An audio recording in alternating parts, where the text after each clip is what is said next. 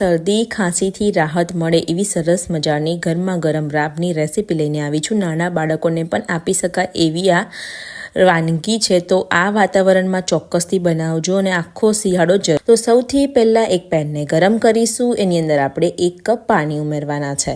પાણીને ગરમ થવા દઈશું। એની અંદર આપણે 2 ચમચી ગોળ ઉમેરવાના છે।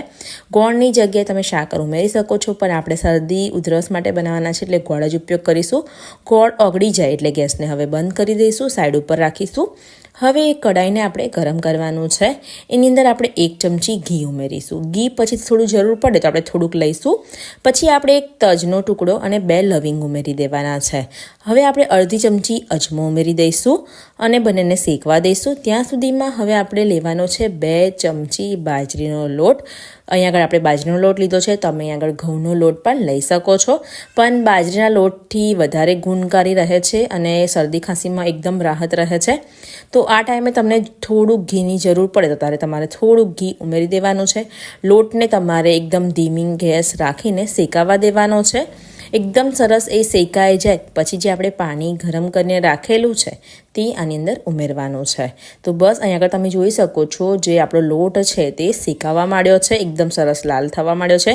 એટલે તરત જ હવે જે ગોળવાળું પાણી છે તે બધું જ આની અંદર ઉમેરી દેવાનું છે। સરખી રીતે મિક્સ કરીને લગભગ 2 મિનિટ જેવું ઉકાળવાનું છે।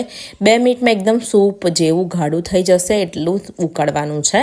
તો અહીંયા આગળ હું સરખી રીતે મિક્સ કરી લઈશ। ગેસની આંચ અહીંયા આગળ મેં સ્લો જ રાખી છે।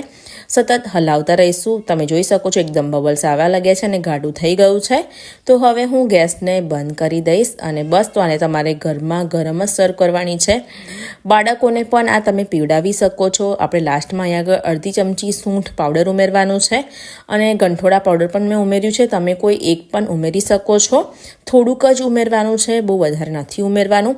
તો શિયાળામાં એકદમ ગુણકારી એવી આ રાબ બનીને તૈયાર છે, તમારે ગરમા ગરમ સર્વ કરવાની છે।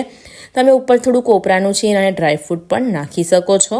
તો બસ તમે પણ આ રેસીપી ચોક્કસથી ટ્રાય કરજો, લાઇક કરજો, શેર કરજો અને હા, આ વિડીયોને તમારા ફ્રેન્ડ્સ અને ફેમિલીને શેર કરજો, જેથી એ પણ ઘરે ચોક્કસથી આ રેસીપી ટ્રાય કરે।